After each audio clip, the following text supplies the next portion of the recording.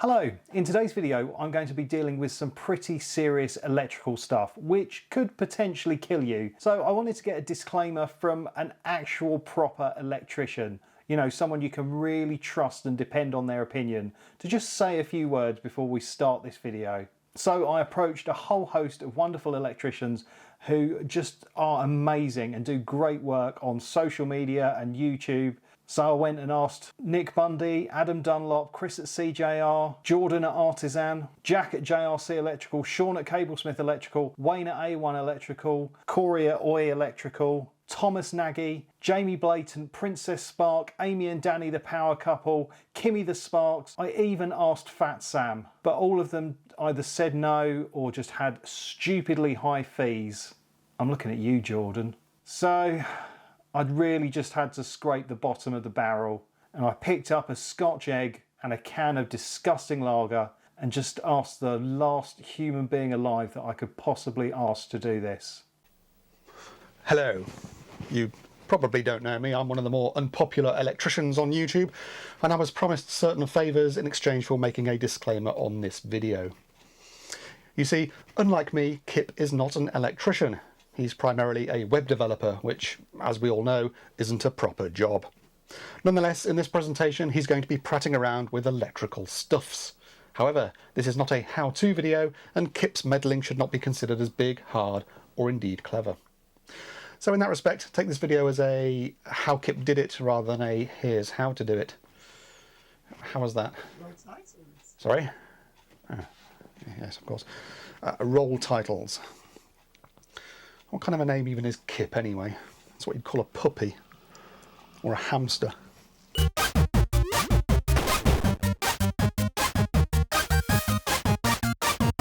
Hello, welcome to the channel if it's your first time here, and welcome back if it's not. Now, those who have seen my videos before will know that I'm a massive fan of the Hue ecosystem. I mean, the studio is lit with Hue lights.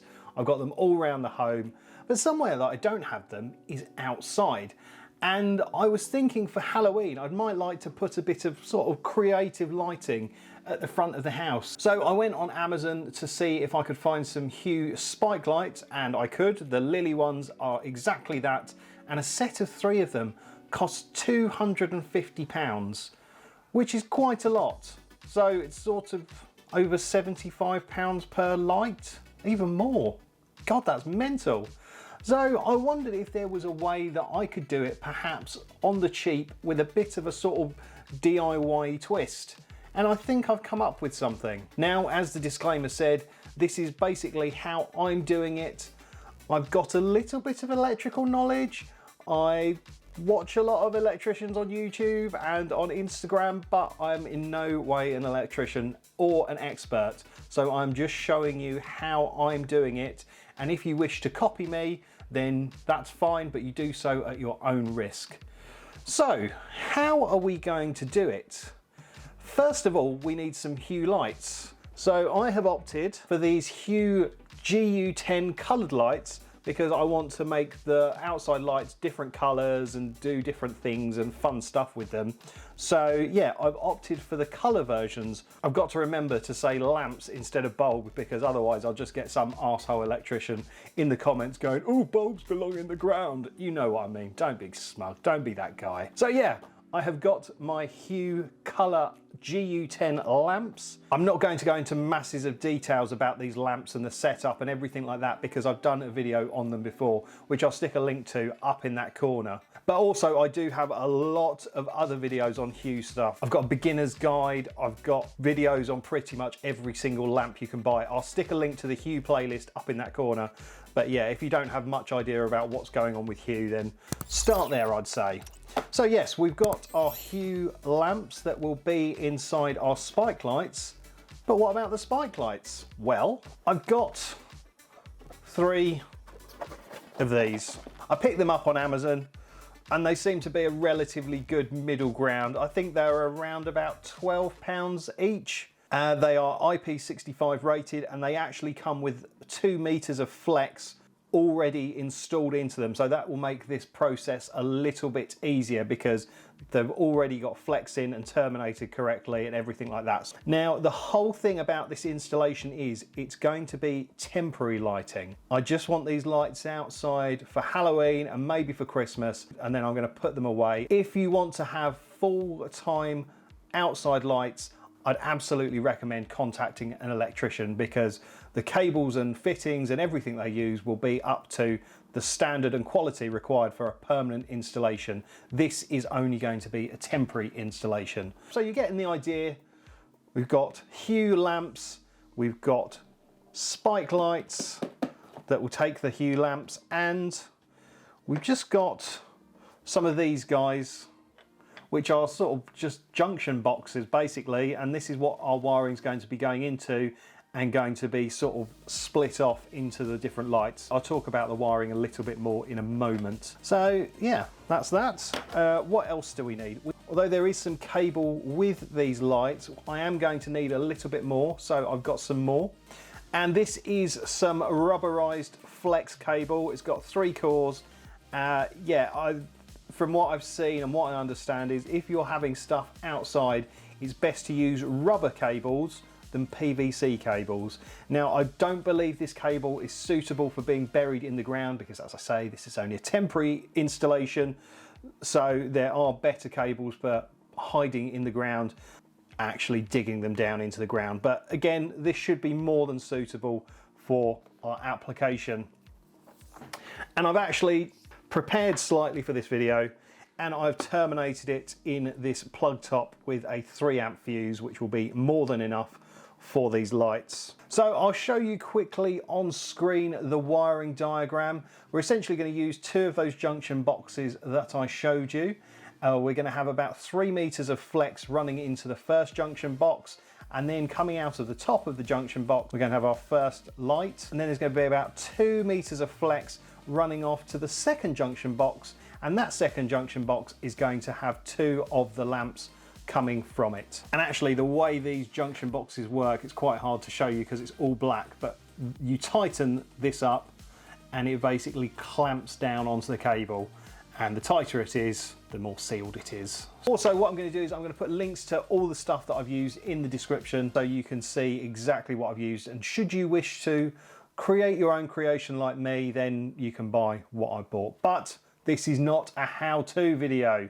I think something worth talking about is the difference between the Hue outside lights and these outside lights that I'm making. The Hue outside lights run on low voltage, so they plug into a transformer and the voltage is knocked down to either 12 or 24 volts. I think it's 24 volts. So it's a lower voltage and therefore is safer. So if you run the cables around your garden and you run over them with a lawnmower or something like that, 24 volts isn't going to be too much of a problem. These are obviously running at the full big boy 240 volts. It will actually mean that the lights are brighter than the Hue version of these, but obviously it's that little bit more dangerous, I guess. It's all swings and roundabouts. Ultimately, how much is this going to cost? This is going to cost, say £35 for the lamp. These are about 12 quid each, so we're 42 quid, and say like about £10 worth of cable split between 3. So that's £45 per finished light, I guess. Not to get the junction boxes, yeah, a couple of quid. Yeah, we're saving some money, basically. It's going to be cheaper, like 50 quid per lamp, which still is expensive, but it's not as expensive as Hue want to charge. And as I say, it will produce a brighter light. I think we should start by doing some wiring. Now, this is a bit I'm nervous about because I imagine there's probably going to be lots of electricians watching this video and, oh, don't do it like that. But I'm doing it like that, so. So if I show you inside these junction boxes, they come with the old school chock block type connector thing to screw all the wires in. I'm not going to use those. I am going to use these. Lots of people know what they are, but some people won't know what they are. And these are Wago or Wago connectors. And basically you push the bare wire in with these levers up. And then once the wire the bare wire is inserted, and once you put the wire in, you just put the levers down and they're locked in position. And basically I'm going to have 3 of these in each box for our 3 wire colours. So your line, your neutral and your CPC or earth. They'll say this one, for example, will have all the blue wires going in, and then I'll have another one with all the green wires going in, and then I'll have another one with all the brown wires going in. And basically they're all going to be kind of neatly-ish in here. There's probably a very nice tidy way of doing it, but I don't imagine this is going to be tidy because I've never done this before. I'm literally winging it. So we need to strip a bit off this cable. Now we only want to take a tiny bit off because ultimately you don't want any of the cable insulation removed on something that will be outside. I guess we're only going to need a very small amount, sort of maybe like just over an inch-ish. It's really hard to see. There you go.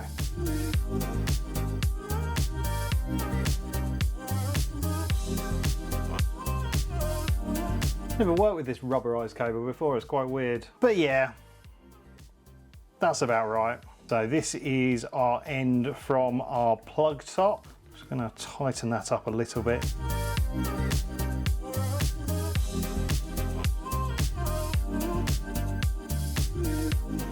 Yeah, the problem with putting the rubber cable in the strippers is it just seems to just stretch out the installation, which you don't really want. Doesn't actually cut it. Right, so this is our other bit of flex that will be heading off to the second junction box. Again, just tighten it by hand. So we've got our 6 different wires in there. So now we need to get out one of the spike lights and have a little look at those.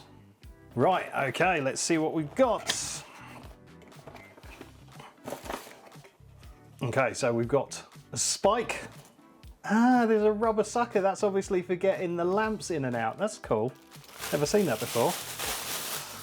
Right.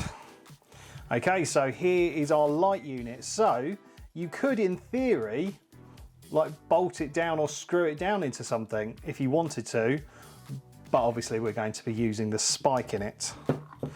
So again, we've got a similar kind of rubberized cable, and it's already been terminated. Got little crimp guys on the end, that's good. To remove the lamps, you've got to take this front cover off, and it's essentially, yeah, all sealed unit, and we've got our cable grommeted away nicely there. So in theory, we should just be able to stick this in our junction box, get it tightened down a little bit. So now we've got to have a bit of a squash and a squeeze to get the Wagos in and everything joined up. Now this will probably be the bit where the electricians lose their mind because I'm not very good at this, but you know.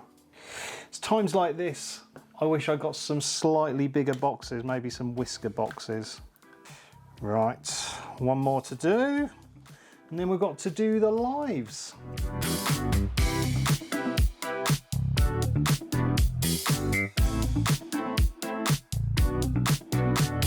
It's not the neatest, it's not the best, but that should work.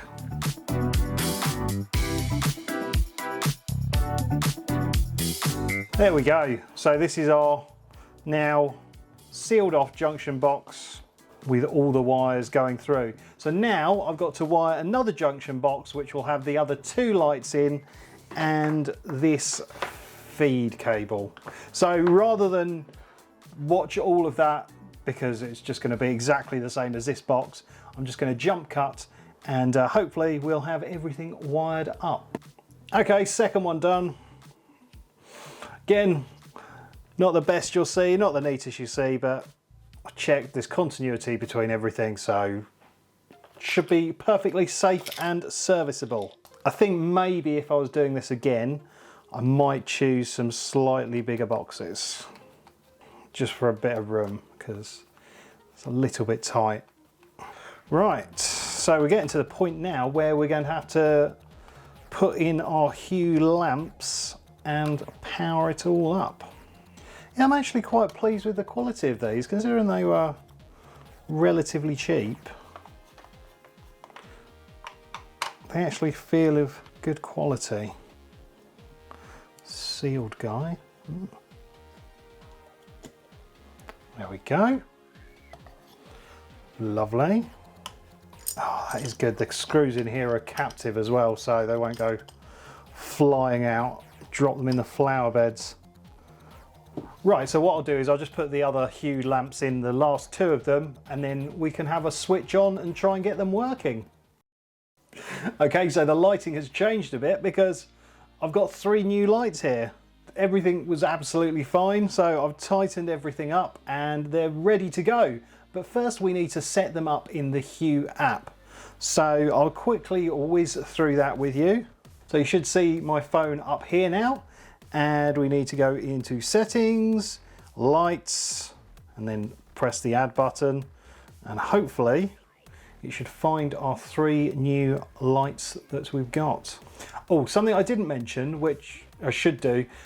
You saw that the light was wired into a plug top. That plug top is going to be going into an IP rated outside lighting box. It's not just going to be like left plugged in into some dodgy extension lead on the ground. It is actually going into a proper IP rated box. So I don't need to worry about the waterproofness of that because it will be sealed away in a box. Okay, so it's found our 3 lights.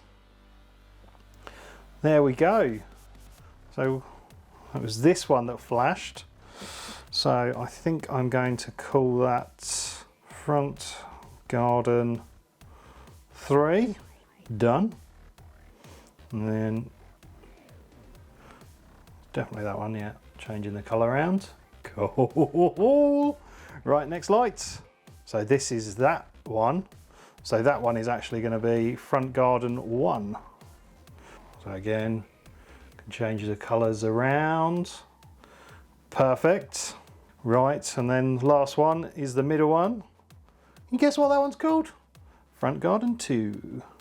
I'm going to create a new room because I've got front door lights, which is for our up and down light by the front door, but I'm going to add a new room and call it front garden. So that's done. So now we should have our front garden. There we go. And they're all different colours.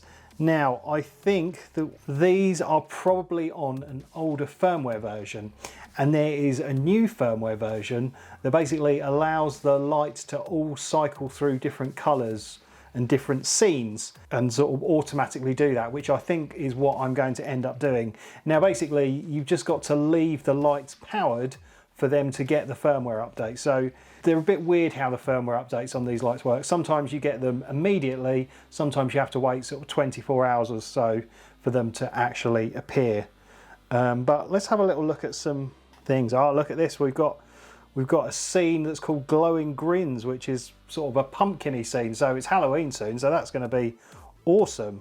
Oh yes, I like that. So we'll save that to my scenes.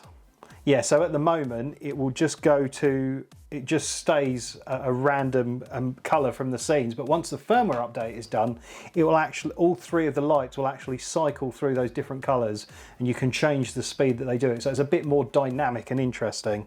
But I've shown this sort of setup so many times in different videos, so I'd recommend going through the Hue playlist that I've got and seeing how this all works, because I think I'm going to tie it to maybe the motion sensor I've got outside as well.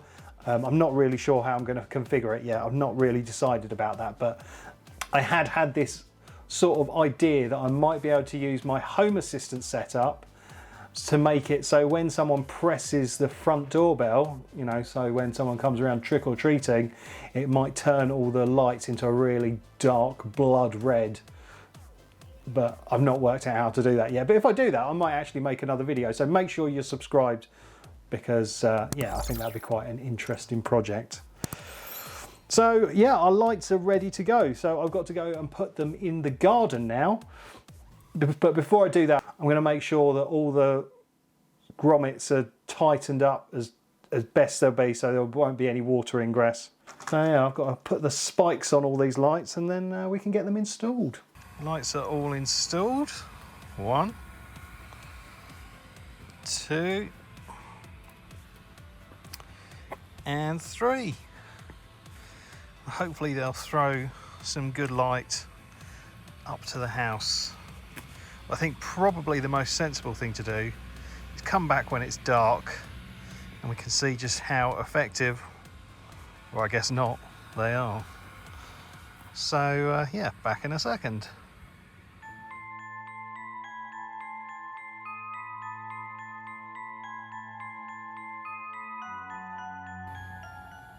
Yeah, the camera doesn't quite do it justice, but I'm really, really pleased with that. Honestly, it looks incredible. So smart.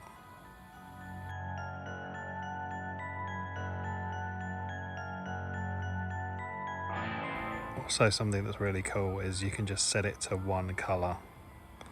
So obviously, that's red. Or, you know, can have a creepy green.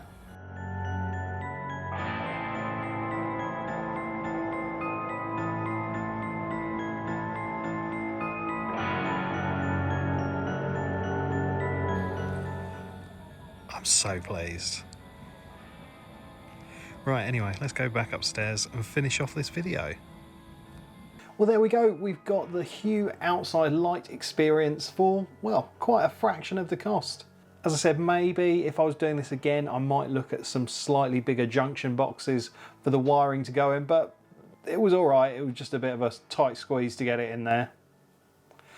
But yeah, I hope you've enjoyed it and I hope you like the lighting. Just really be careful if you decide to make something of your own, because it's electricity and it's the outdoors and there's weather and all kinds of crazy stuff like that. And, you know, just be super careful and double check everything if possible. And also, just to reiterate, it is for a temporary lighting setup. That is not a permanent installation. Anyway, I hope this video has been helpful to you. And if it has, or if you just enjoyed it, please do consider giving it a like and maybe subscribing to my channel. It's all free and it just helps the channel grow a little bit. Yeah, so I don't think I've got anything else to say. So thank you so much for watching. Don't forget to like and subscribe, but for now, it's game over.